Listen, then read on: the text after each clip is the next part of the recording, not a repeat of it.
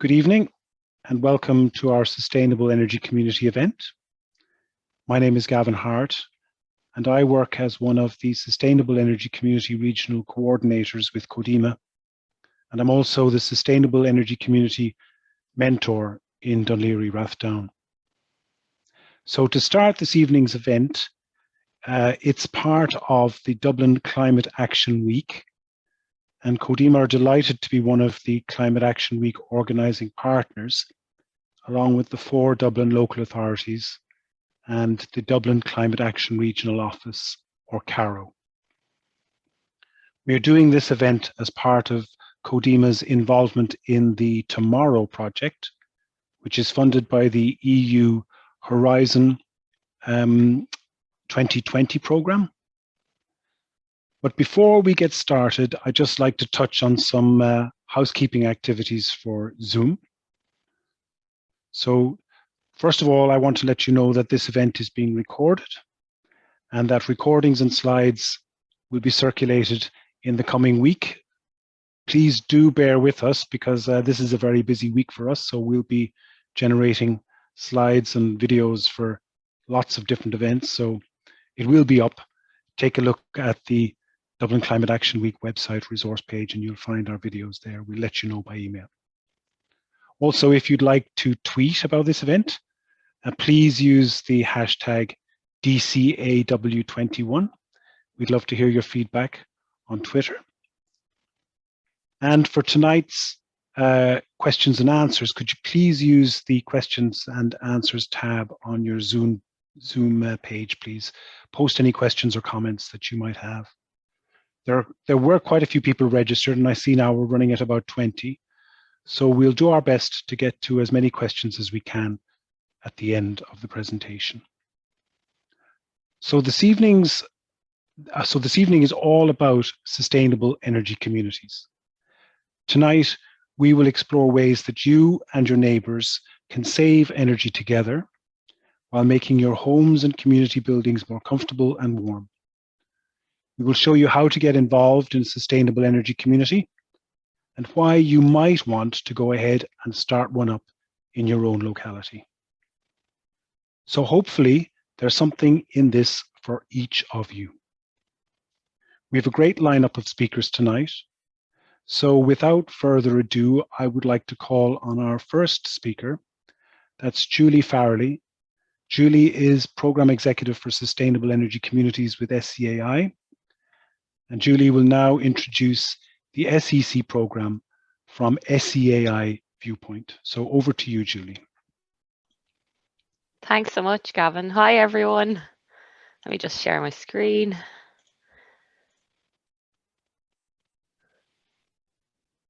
Sorry. Screen number 2. Can you see this here? I don't think so. Yeah, we can see it. Oh, you can? Great stuff. One sec, sorry. Okay, here we go. So thanks, Gavin. So I work in SEAI in the Sustainable Energy Communities team, also known as the SEC. And we started about 2015 with a few communities across Ireland, just a handful who joined up to our network. And today we have over 500 communities who have joined, and that's typically about 25,000 citizens who are engaged. The network has gotten so big that we've had to break it into regions. And as you can see on the map, you can see all the communities that have joined across the regions, and each region has its own regional manager which manages it, and also mentors in that region that are locally available for communities to tie in with them, to keep them on track and help them on their journey to be more sustainable. So in the Dublin Mideast region, that's Codema that runs it for us.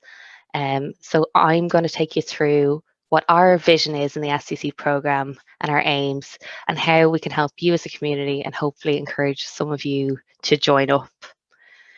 So our vision is to really support communities to create a cleaner energy future. And there is hundreds of communities across Ireland working together to become more sustainable.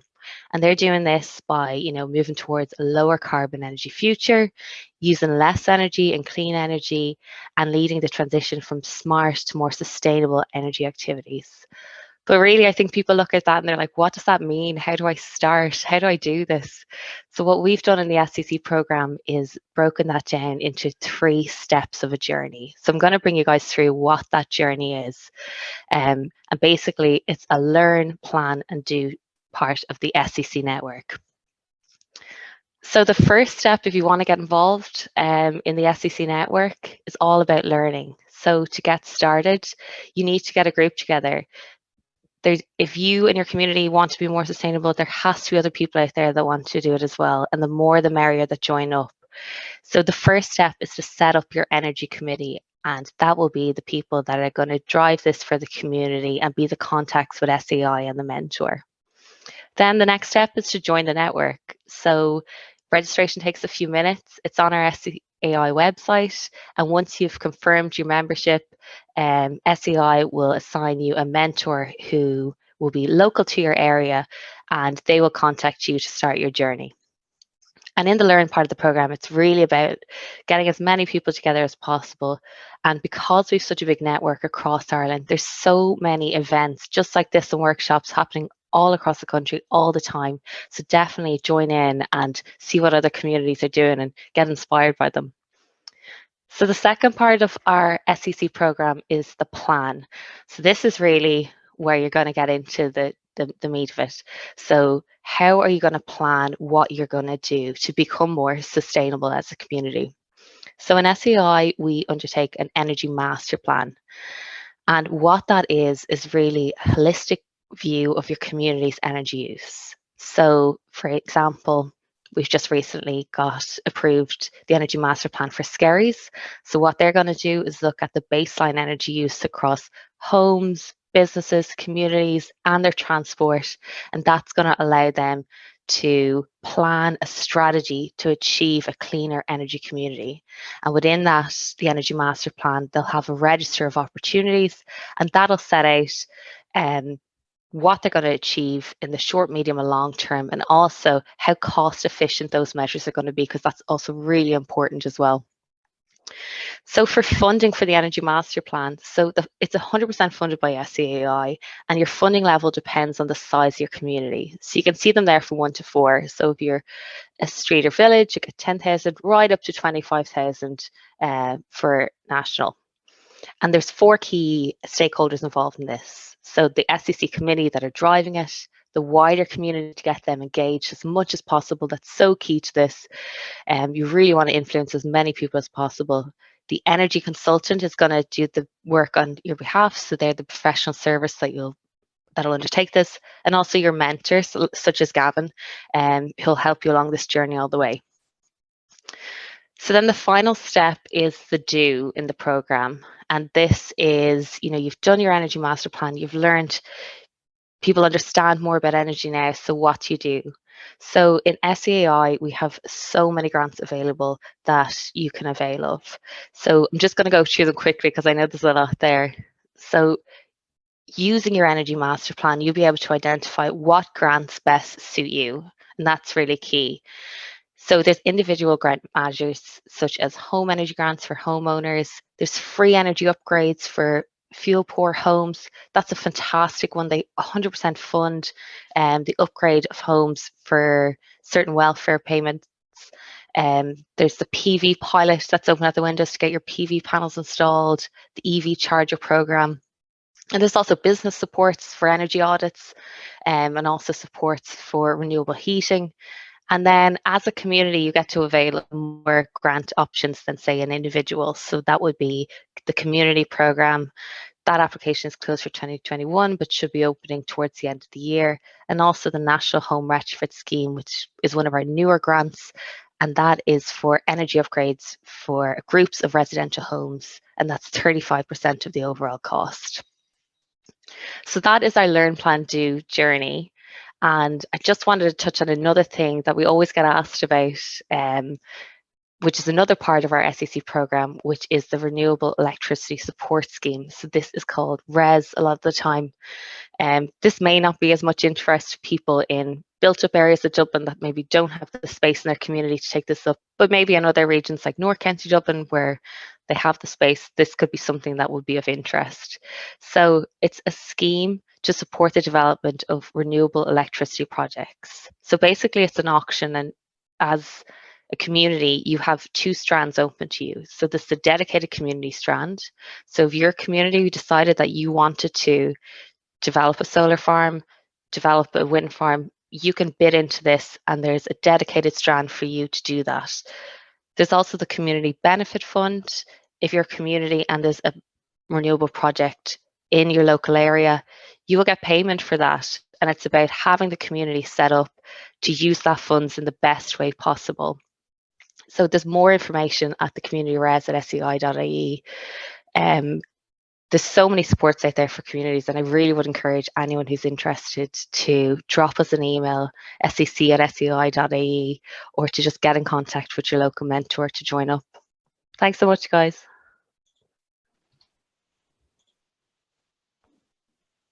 Thank you, Julie. That was great. Just some kind of, I suppose, things I noticed. Your comment, including the wider community, it's so important. You know, we really do need to mainstream sustainable energy and climate action. So it is really about as much building community capacity. That's a great thing that the sustainable energy community offers. And the host of grants, you know, it's fantastic, the support's there. So, you know, I think as communities, do use your mentor, use the resources that you have available. They're free to find out more about those grants, and things like renewable energy projects could be really exciting way of funding your local communities. So again, I think SEAI, there's great resource and skills there to help people interested in this journey. So thank you, Julie. I'm going to give a quick presentation myself from the regional coordinating point of view, and from as a mentor, I suppose, in this. So I work with Codema, as I said, with them as both a regional coordinator and as a county mentor in Dún Laoghaire Rathdown. I have about 4 years experience in the SEC program now, and I'd like to share some of that knowledge with you here tonight. My presentation this evening is an overview of the SEC program in the Dublin and Mideast region. The purpose of my talk is to help communities and individuals to take their first step in joining the SEC network. So I'll get started. So Codema is Dublin's energy agency, and we work with the 4 Dublin local authorities to accelerate Dublin's transition to a low carbon society in order to mitigate the effects of climate change and hopefully improve the lives of citizens. Codema, as Julie mentioned, is the approved SEAI mentor for this National Sustainable Energy Community Programme in the Dublin and Mideast region. So we provide free SEC mentoring services to local communities in Meath, Kildare, Wicklow, Fingal, Dublin City, South County Dublin, and Dún Laoghaire Rathdown. That means that we are here to help nearly 150 SEC groups now in the region, such as residents associations, tidy towns groups, community groups, and businesses, to set up and run their own sustainable energy community.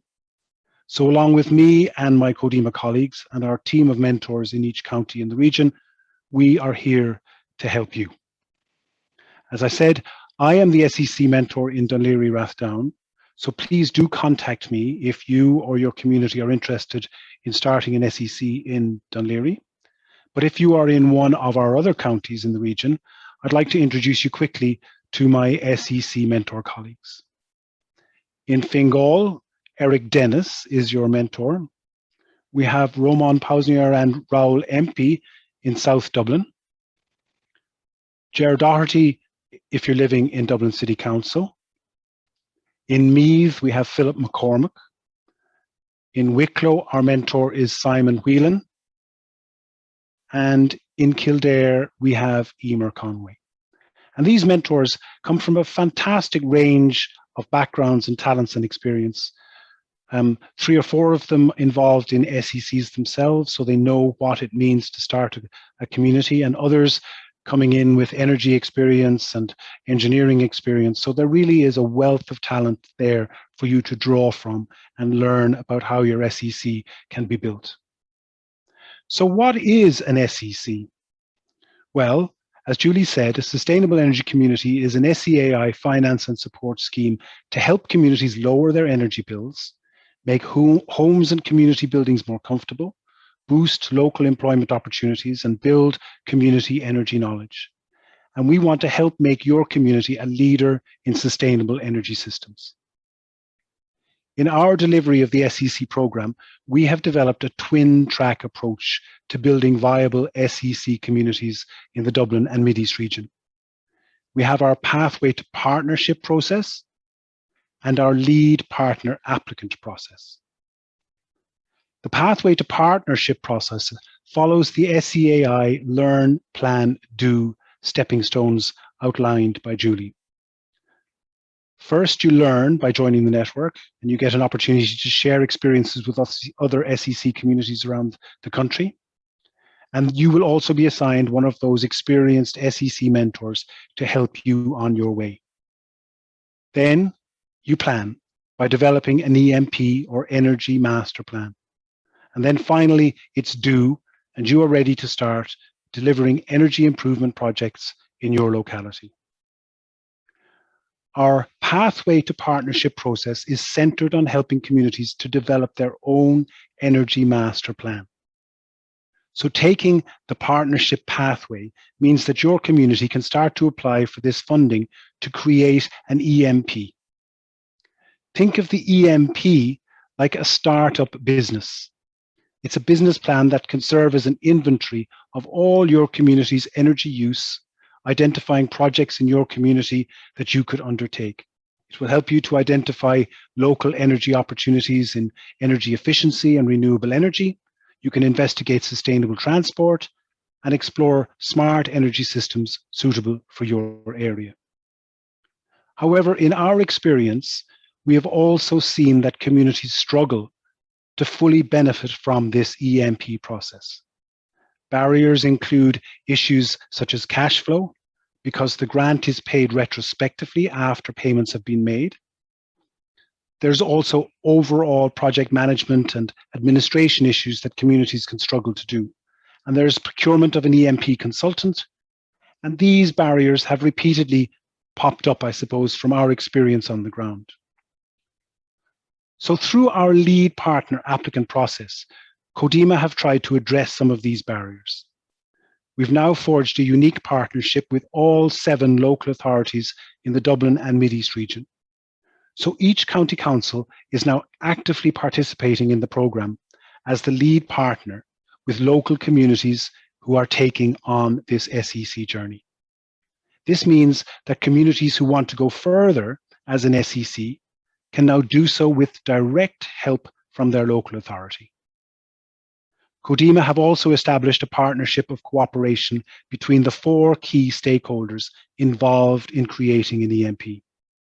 We have developed a stepwise approach linking communities with their local authority, and the local authority now have access to a panel of professional energy consultants that communities can draw from to assist them in the creation of their EMP.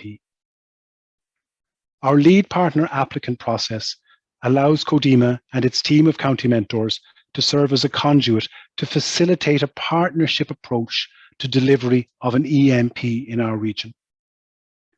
Codema and Dublin City Council have recently tendered for a panel of professional EMP consultants from which we can now draw. So on behalf of our 7 local authorities, we can partner a local SEC community with an EMP consultant from this framework.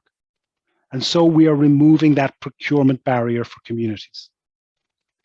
Our refined EMP process also provides EMP templates for both community and consultant to provide a clear and transparent roadmap of EMP delivery that will maximize the efficiency of the consultant's work.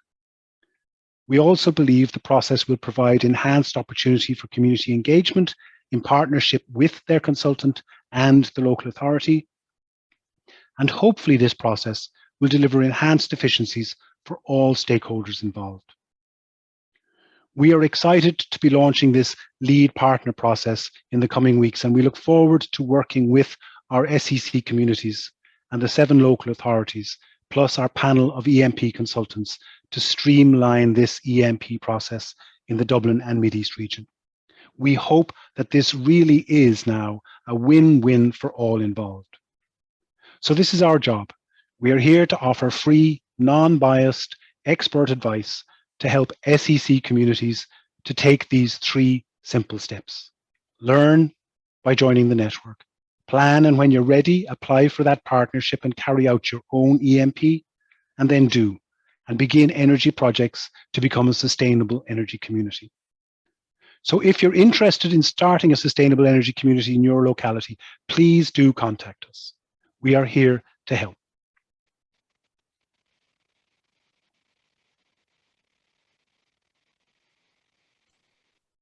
Okay, so it's kind of a bit strange then just kicking back into my MC role, but next up we're going to hear from 2 communities, which I think is a great experience for people just to hear what's happening on the ground.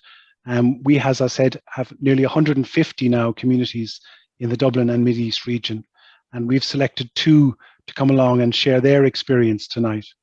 So they're embarking on their SEC journey. We have Phibsborough and Dalkey SEC. First up, we have Gerard Meany from Climate 23. Gerard is a resident of Phibsborough. He has worked as an independent advisor to SEAI now for over 15 years, and he recently established Climate 23 to deliver climate action at community level. Gerard is also preparing the Energy Master Plan for Phibsborough SEC. So welcome, Gerard. Thank you very much, Gavin. Thank you. So as Gavin mentioned, I'm going to give you a talk tonight on our experience here in Phibsborough in developing the Energy Master Plan for the sustainable energy community. So in Phibsborough, the client for the Energy Master Plan is Phibsborough Village Tidy Towns. And as you may be aware, Tidy Towns are volunteers across the country. And as Gavin mentioned, there is the issue with cash flow in terms of financing the Energy Master Plan. So in Phibsborough, the Mater Hospital became the sponsor for the project. So the Mater will fund the development of the Energy Master Plan and then reclaim the spend from the SEAI. And within the Tidy Towns network, as you may know, each year the Tidy Towns will submit an entry into the Tidy Towns competition, and within that entry form there's a section for sustainability, and sustainability covers the Sustainable Development Goals, as you can see there, and there's a total of 50 marks given for the sustainability section. So all of the work that's done in developing the Energy Master Plan can be included within the Tidy Towns application form, and over time then you'll be able to increase your score for sustainability as you go along. So within Phibsborough, as you can see, there's roughly 17,500 people within the SEC area. Majority of them are fairly young. And you can see that within the amount of homes, that roughly half the residents are not homeowners, that they're actually renting from private landlords. And you can see of all the cars, 50% of residents don't own a car. So I suppose in some ways the incentives of home upgrades and moving to electric vehicles are not really applicable to 50% of our residents. So that's one of the challenges with this Energy Master Plan and this community is to find incentives to include everybody in the master plan and its benefits as we go forward. But I suppose one of the big figures is this 30 million of an annual energy spend, which is the total of the energy spent within the area. And potentially that's collective purchasing power for the community. So within Phibsborough itself, it's an area that has changed over the years and is going to be changing again in the future. And you can sort of see there that Time Out magazine see it as a destination to visit. There's a lot of there's a strong community in Phibsborough, underpinned by the Bohemian FC and Daily Mount location, and the Tidy Towns group, of course. And as part of the Tidy Towns group, there's a sustainability subgroup. And as you can see, that the members are listed there, and they come from a wide cross-section of Phibsborough. Some of these people were been involved from the very beginning, and some have just joined in the last year or so. But it's a really good, strong committee there at the moment. So the area that Phibsborough SEC covers, it's mainly Dublin 7, but it crosses the canal into parts of Dublin 9 and Dublin 11. And really, we were wondering, you know, I mean, the audience for the SEC is obviously residents and residents associations, the local businesses within the area. There's a lot of voluntary groups in the area as well. And then there's also a couple of neighbouring SECs in Clabber and Stony Batter, which are starting up. So they'll obviously be interested in our energy master plan as well. We determined the boundary for the SEC using the CSO, which is the census data, and they have small area maps. And the extent of the area is based on Tidy Towns' area of influence, i.e. where people are involved with Tidy Towns and where Tidy Towns reaches out to. And the scope of the master plan is residential, commercial, municipal, public sector, and transport.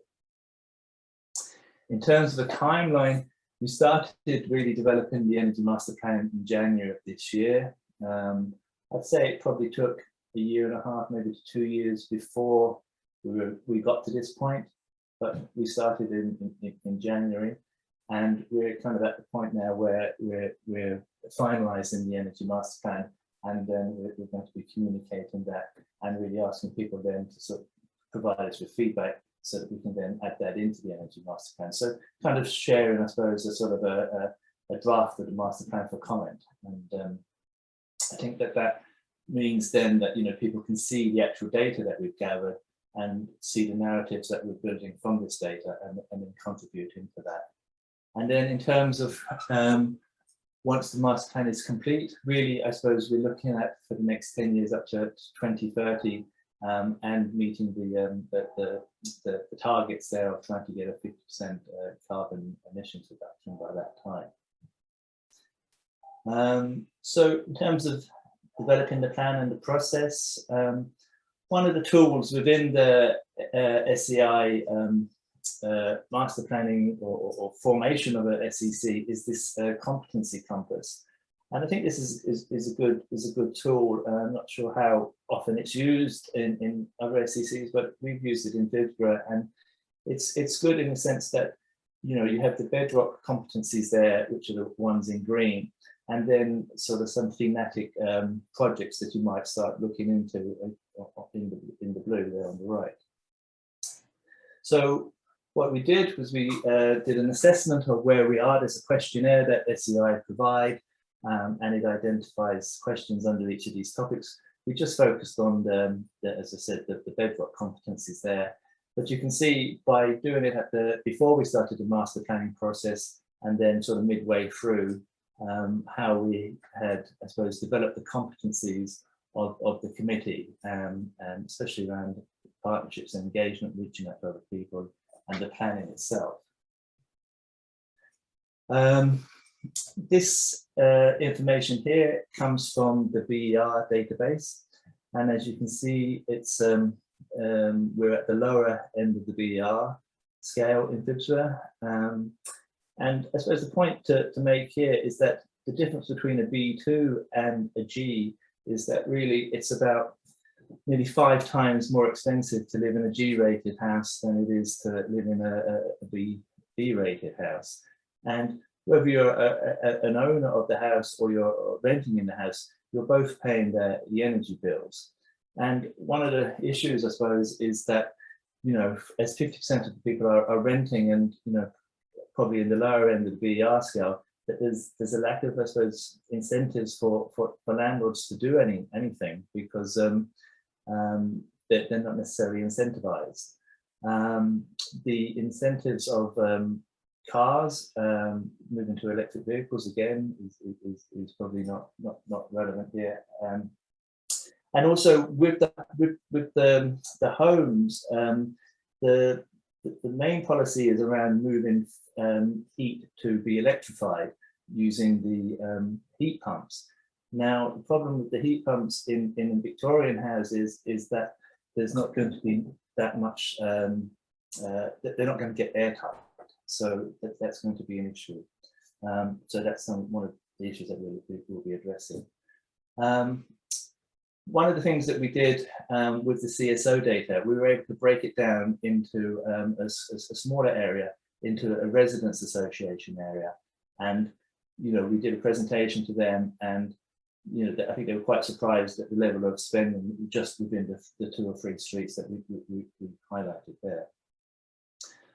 One of the areas that to give some context around all of this is the whole energy transition. And as you can see there on the left-hand side, you know, consumer is traditionally a sort of a passive consumer of energy, and as the transition takes place, that these consumers then can become active, participating in the system, either selling energy back to the grid or being part of an energy co-op. And this is a popular idea in Europe, and it's becoming more popular here now in Ireland as well. Excuse me. So once the plan is done, it's really the starting point, and we wanted to have some information that is available to the residential sector. So we created these Padlets, which is a sort of an information board and a message board as well. So you can find a source of information here and then add comments as well, and sort of connect with your neighbours this way. Did a similar thing for the commercial sector.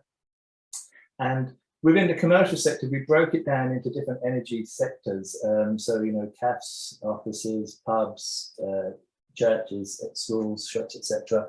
And whilst they're not all significant energy users, they are going to have similar opportunities, you know. So like an upgrade of a pub or church is going to be similar to another one. So the idea of bringing people together to share opportunities.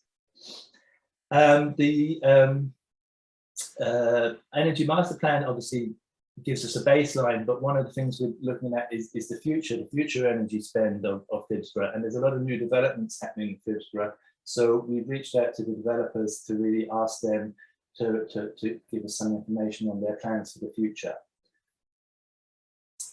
So just in summary, what can an Energy Master Plan do? Identifies the changes that are needed to move to a fossil-free future, encourages collaboration between people in Phibsborough and local areas, and provides pathways to financial support for local actions. And as I said, in Phibsborough, we've kind of gone just beyond the energy and looked at biodiversity and circularity as well. We've got different committees within the Phibsborough Village Tidy House looking at these, and we'll be launching this as a climate club on Thursday this week. So sorry if I've gone over time there, but thanks very much, Jenny.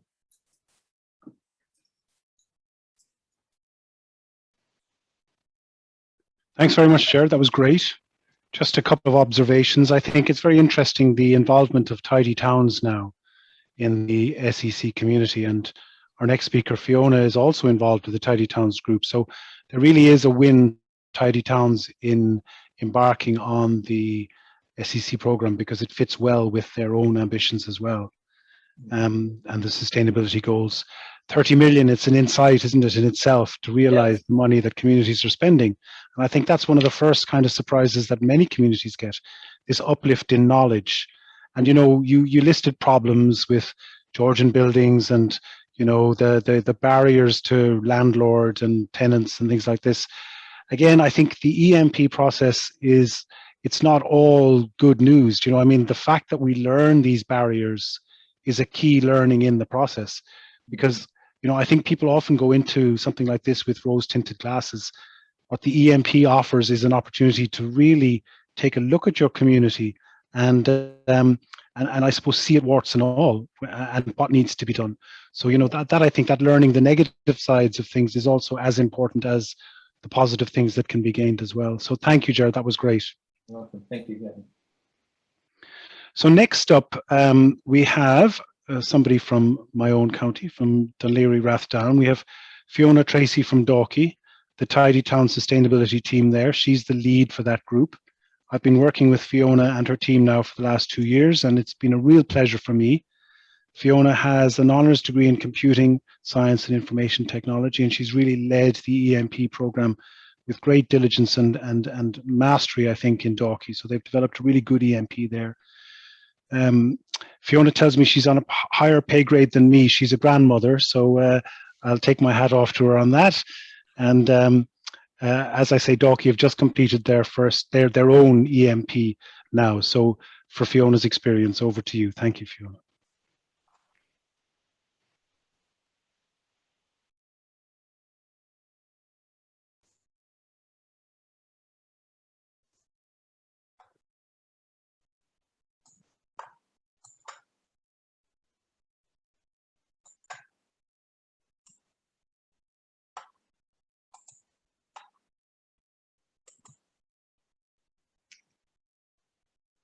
Okay, thank you, Gavin. Hello, everyone, and thank you, Gavin and the Codema team for inviting me here this evening. My name is Fiona, and I've been a member of Dalkey Tidy Town's sustainability team since its inception, and I'd like to share with you our journey and experience in developing an energy master plan from Dalkey, also known as an EMP. So our journey started in November 2018 when members of the Dalkey Tidy Towns group agreed with me that it was time to take community action to try and help mitigate climate change. So we had this idea and we didn't really know how to go about it. So we did some research into community supports available, and we discovered the SEAI Sustainable Energy Community Network. And we saw that there were other communities already in that network. So we joined it, and the SEAI immediately assigned us a mentor to us. And he explained the concept of an energy master plan to us. And we managed to complete our journey began then, and we managed to complete the plan despite COVID, and that was in April 2021. And we had a formal release with Minister Oisin Smith, who is the Green Party TD for Dunleary, in June 2021. So preparing the road then, our mentor explained to us that there were certain conditions that needed to be set up in order to make the project a success. So these included, one of the things was to set up a steering committee. Now that was easy enough for us because we were already members of Dalkey Tidy Towns, and anybody that had an interest in sustainability volunteered. We had to create a community charter, and that lists our specific aspirations. Then we had to apply for the community grant. Now, before we could fill out the application form, there was certain information that we needed to gather. And one of them was to estimate the energy spend that our EMP would influence. And we did that using CSO data, SEAI assumptions, and the help of our mentor. And then we had to find 3 businesses that were willing to take part in the development of the Energy Master Plan. And we also had to list the challenges and opportunities that we saw the Energy Master Plan giving us on our journey. And when we had this information together and all the other information that we needed, we were able to complete the application, and we sent it off, and our grant was successful. So then producing an Energy Master Plan, we're volunteers, and we're not energy consultants or energy professionals, and we see the producing an energy master plan as consisting of 2 components. Community engagement is one, and then the other component is the actual development of the Energy Master Plan, where you work on the technical aspects together with your consultant. And both these components make the Energy Master Plan. The community engagement is actually what populates the Energy Master Plan with opportunities. So we saw that as one of our main goals. And in this presentation, I'll start off with the technical elements where we work with consultants, and then I'll move on to the community engagement. So developing the Energy Master Plans, we had our grant, so we were able to procure an energy consultant. And our mentor gave us a request for quotation document, and we had to fill that out. And the purpose of that is to identify a suitably qualified and experienced consultant. And we sent it off to 6 potential energy consultants, and we got back 4 replies. And we found it actually quite difficult to distinguish which one of those was best suited to our needs. So our mentor gave us a consultant evaluation sheet, and we were able to use that and decide which one was best to suited our needs. And then we began work with him, and we worked towards these key milestones. And the first one was a desktop study and energy mapping. And then we moved on to the 3 energy audits. Now, the ones we had chosen were the GAA Club, Dalkey Pharmacy, and a local national primary school here.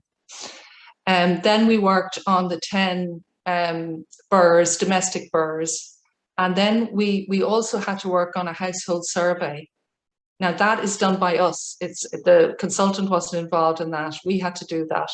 And then of course the register of opportunities. And we frequently had to educate ourselves throughout the whole process and at each milestone. So then the results of the Energy Master Plan.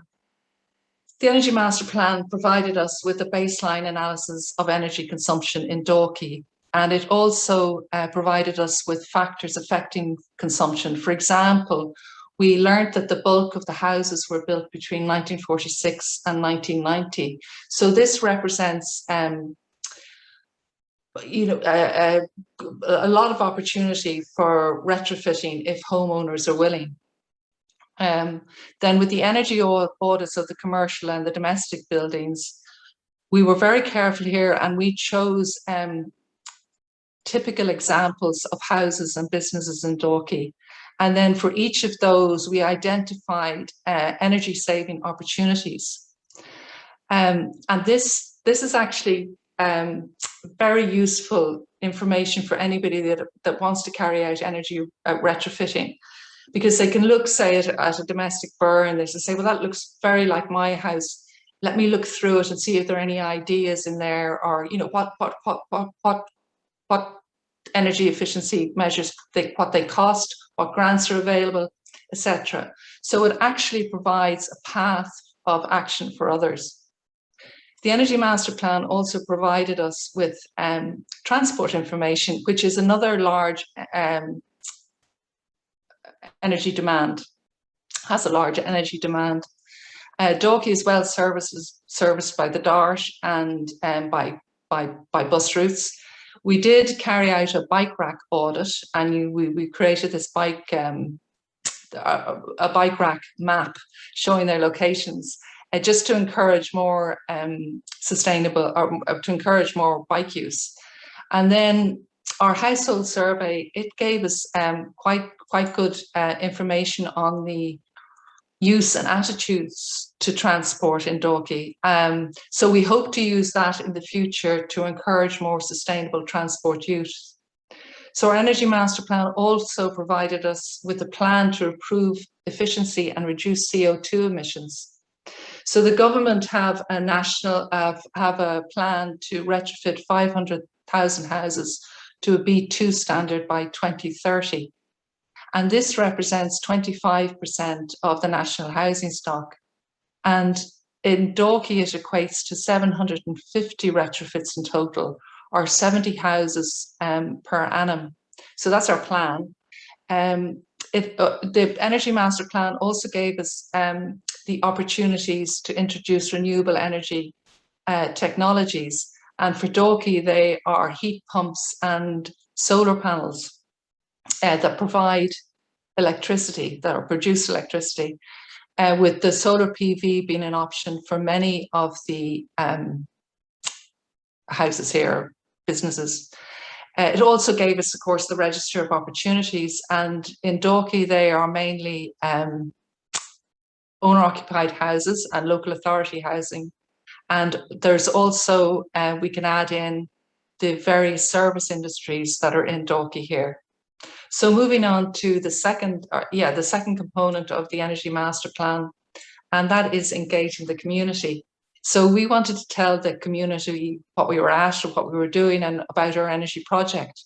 So we held a Save Energy at Home show in our local hall here. And we invited a range of exhibitors covering retrofitting, transport and renewable energy. And then we wanted to attract all age groups from children up to our senior citizens. So to attract Generation Z, we invited a local or a transition year student from a local secondary school here.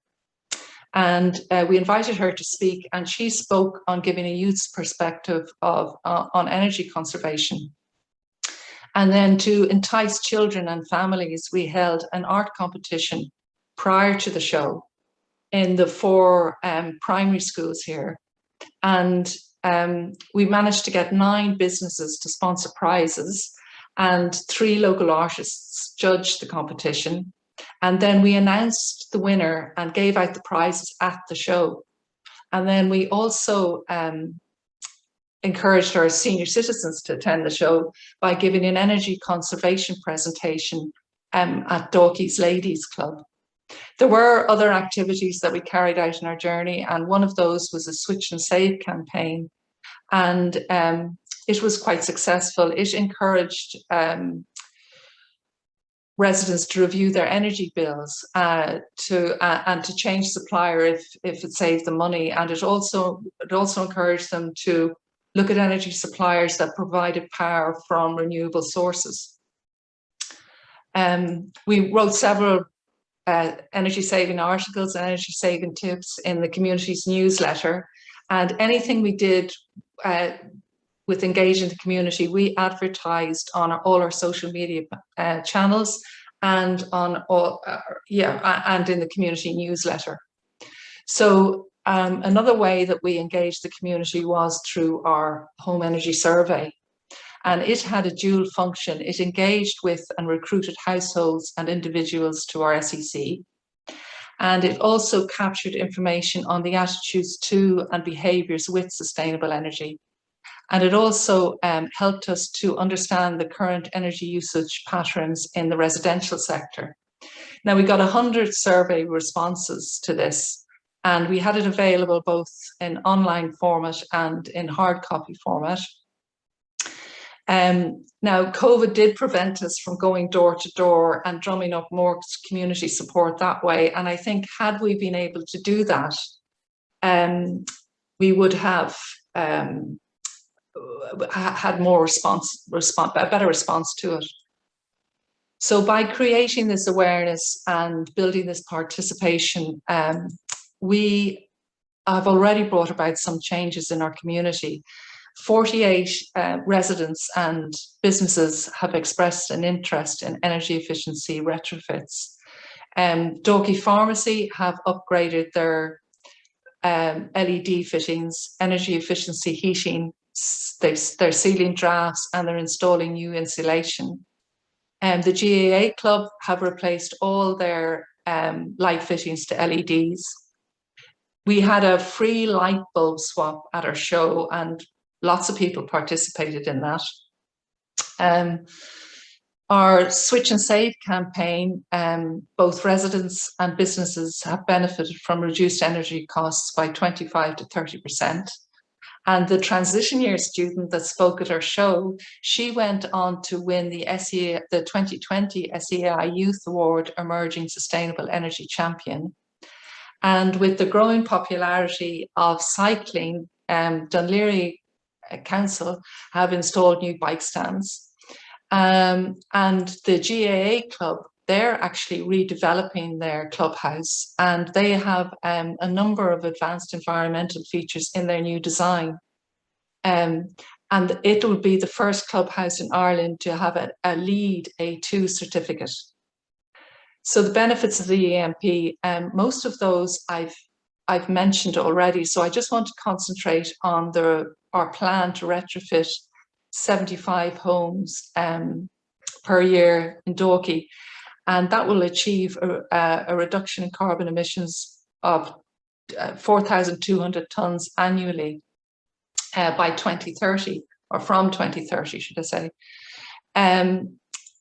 So, I mean, it would be really fantastic if we managed to achieve that.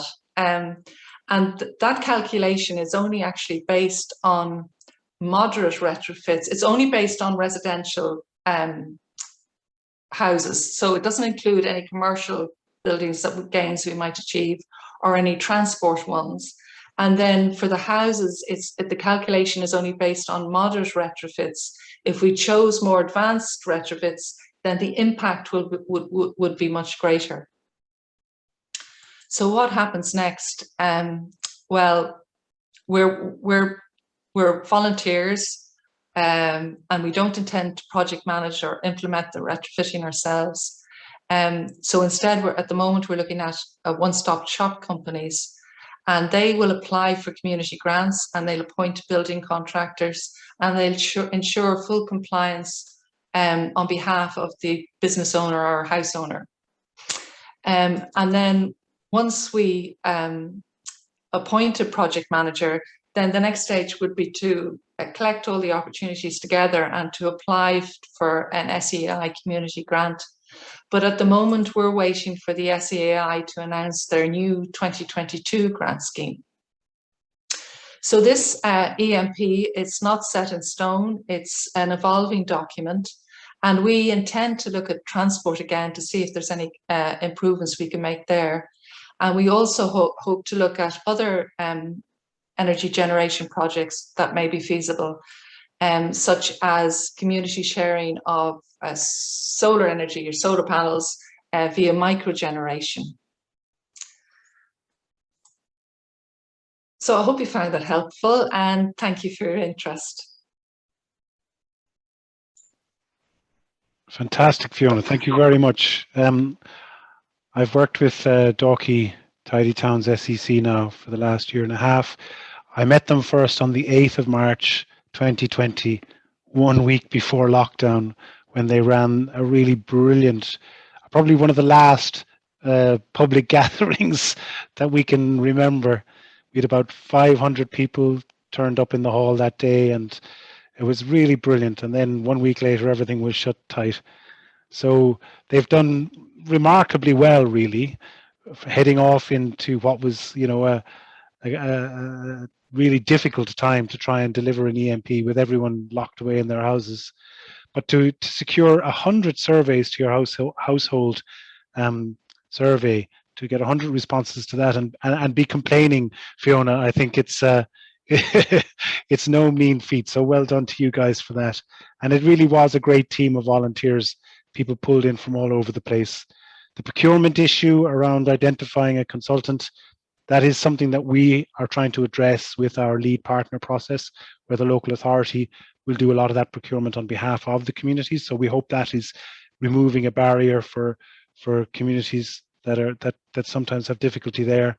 And it's great to hear the number of upgrades, 48, I think you mentioned, interested in getting projects done, and a target of going for 75 per year out into the future really shows that long-term ambition for where an SEC can bring a community. So thank you, Fiona. That was really interesting insight, and it's great to be working with you as well. So folks, thank you very much. We've listened to all our speakers. We've been monitoring your questions as they're coming in. So we'd like to take a look at a few of those now, if that's okay.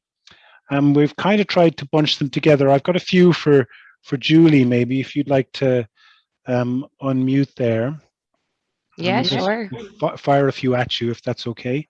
just to let people know, first of all, that the presentation and recording will be made available next week. So that's just, we need to kind of process all the files and everything, but will be available on a resource, and we'll let you know by email. So there are a few questions, I suppose, about funding, Julie. There's people are interested in things like the upfront payment for projects, and also kind of money to see if they can get recruits and, you know, gathering that impetus. So maybe you could just give an insight from SEAI on those kind of financial things. Yeah, sure. So I'll start with the funding for, say, the Energy Master Plan. So our grants are paid retrospectively. So for the community, that means that there is a period where they will have to pay the consultant and claim that back from SEAI. So there can be a few weeks gaps in between that, where they're out of pocket before SEAI pays them back for that money. So as Gavin mentioned, we have a few things in place. One, you can do it in milestones. So you could break down your payments. So if you had 15,000, you could do grant claims of 3,000 each, so making it smaller. Or you can use your local authority. A lot of the local authorities have signed up to partner with communities to cash flow on their behalf, and that really lets the community focus on just doing the Energy Master Plan and not having to worry about the financial stuff. Whereas Gavin mentioned that they have a framework in place, which is fantastic, where they are looking after all that for the SECs and doing that on their behalf. What was the second one, Gavin? It was kind of like, is there support to capacity build, I suppose, within the communities? They were looking for recruiting participants and, you know, building their capacity, I suppose. No, there isn't. So the SEC program is done on a volunteer basis. So you as your community are volunteering your time, just like Fiona is doing, going out there to improve their local energy use. So there isn't. However, when you do your Energy Master Plan, we do allow a maximum of 20% of your grant funding to be used to, you know, disseminate the project, to promote it. So there is an opportunity when you're doing your Energy Master Plan towards the end to promote it and recruit more people that way. And I think it's also important to add that, you know, you also have mentors. You know, they are a soft resource, and they can really help you in that recruitment role, you know, running events, giving people in understanding, helping to facilitate, you know. So there's great soft supports there that can attract people into your group. So I think those are kind of valuable as well in building that capacity. There are some questions around just taking a look at these again. When are we likely to see the new SEAI grant scheme being announced? And also, are there any SECs that you think really stand out since the start of the program, and why? Oh, I'm definitely not answering that last one. Couldn't pick a favorite. But I mean, in Dublin, like, Fiona has done fantastic work in the Dalkey one. I was really impressed with it. Their plan is definitely exemplar. The way they brought in everything. Sometimes we get a lot of communities that just want to focus on one area in particular, and they don't kind of grasp at the start that it is about bringing in as much people as possible. And Dalkey really got that from the start and brought in things like different house types. Like when you look at their Energy Master Plan, you see all the different house types when they were built, kind of like a topology of the different areas, and their transport as well. Like they've really brought in a huge amount of areas, and that's what's going to make their Energy Master Plan successful, because they have gone out wide.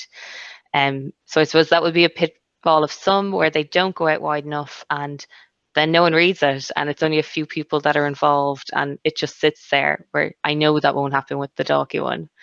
As for our new grant program, so we have one that's in the making. It feels like it's in the making ages.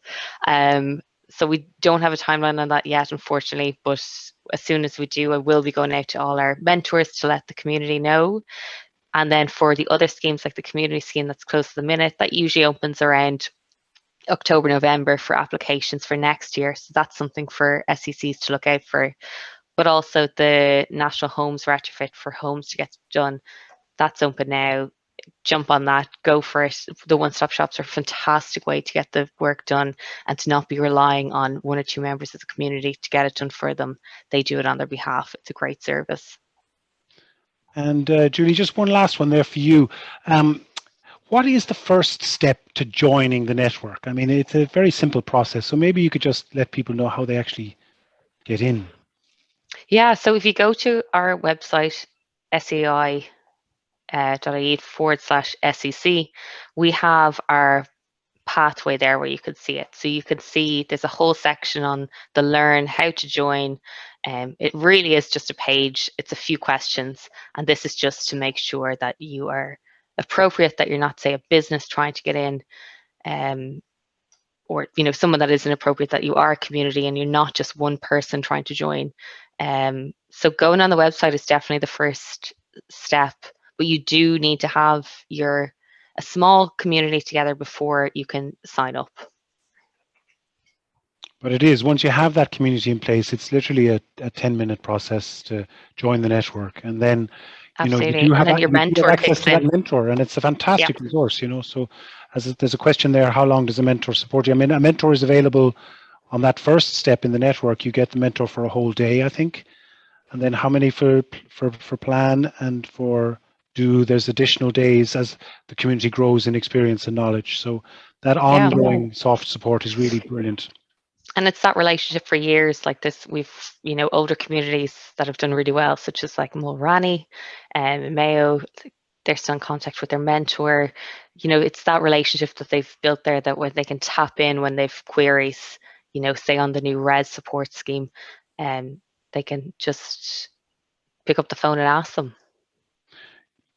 So there's a question maybe for Gerard. Gerard, you mentioned heat pumps and Victorian houses. If this can't be achieved, will heat pumps not provide energy at low energy? So, and Julie, maybe you could come in on that one as well. But I suppose there is an issue there, a focus on heat pumps. But how does it fit with buildings that are difficult to seal? That's the crux of the problem. Is you need the buildings to be airtight for the heat pumps to work efficiently. The Victorian buildings in Fibsborough, they're not airtight, and it's gas boilers that are heating them at the moment. So a heat pump is not going to work in those. Yeah, it's challenging. I mean, I think we also, just to let people know that Codema are running a series of Ask the Expert webinars. And there's one, I think, on Saturday the 18th, which will be looking at questions like that around heat pumps. So maybe we could pop a link to that into the answers there for people. Yeah, Gerard, I think that experience of old building stock, it's a tricky one. And then I think, your point about landlords as well was something. Where is the motivation to upgrade old buildings that you're not paying the bills for, so to speak? Yeah. So that is a challenge. Yep. Fiona, you mentioned that your SEC conducted a household survey. Could you give a brief idea as to what was involved in this, and also maybe what your plans are for a one-stop shop contractor and why you think there are benefits in that? Well, the survey, it did cause difficulty in the beginning, and there was sort of, people kind of don't like filling out surveys, and then it's quite a lot of trouble to carry out a survey because you need to go to the door and all that kind of thing. So I was very lucky because one of the Dalkey Tidy Towns team members, he joined a good few months into the project. He joined our team, right, because he's into sustainability, and so I was chatting with him one day, and he said, that he'd like to. Well, we arranged anyway. He joined, and he has actually done surveys before, so he was able to use the software to create the survey online, and he knew how to sort of phrase the questions and whatnot. If you wanted a copy of the survey, you can email us, and we can send it to you, the questions and whatnot on it. But it's actually a very good survey. The thing is that people don't like filling out surveys, and this is one of the things that we came up against so it was a pity we couldn't go to door to door, but we kept advertising on our social media as we could do it online. And then when COVID kicked in, that was just when we were getting to go to door. That couldn't happen. So we had to kind of cajole our friends and ask other Dalkey Tidy Town teams members to ask their friends and their families in the area. And we managed to get 100. So like, it is a good result. I do know that, but I think it could have been better if we had gone door to door. And there's also in Dunleary Rathdown, there's a volunteer database that people go and they register with if they want to volunteer. So we actually advertised it on that, and we got 2 people that were willing to put on the Dalkey Tidy Towns jackets and go around door to door with Paul, who was in charge of the survey in our team. So there are ways of doing it. You know, I got lucky with Paul. I did get lucky. Sorry, what was the other question? The other question, what was I going to ask you about the one-stop shop? Why do you think that's the option that you guys are interested in taking? Because we're volunteers and we haven't got the experience, I think, to run a big project manager, a big project like that. I think it would be just a step too far for us. Now, because of our age as well, if there was a young man or a young woman that, you know, knew about energy or knew about building or building contractors and all that kind of thing, and they were kind of wanted to get a business going, then that would be great. That would be actually ideal, someone local like that. But I don't think we haven't found such a person to date anyway. So that's that's how it's the easy option to go for a one-stop shop, just to hand it over to them and then let them deal with it. Yeah, it's an interesting insight. I think, you know, all SECs are faced with this question. Have we got the capacity and skills as volunteers to be able to take on essentially what are big budget projects and the risks and responsibilities that go along with that? Or do we outsource that to a contractor to take on that kind of responsibility for us? So, you know, some communities will take the one-stop shop approach, in other words, outsourcing the work. Others, as Fiona, might be able to find that capacity or build that capacity internally to be able to take on that. So look, we're still learning an awful lot about this whole community bottom-up energy, community energy stuff. So, you know, we're learning different experiences in different places, and that's what I think is really valuable about the program, with the 500 communities all kind of taking slightly different directions in how they're going to evolve this idea of local community energy. We've got a couple of questions. Just I'll try and address them around how many are already community groups. The vast majority of them are tidy towns groups, residents associations, perhaps in partnership with a local business.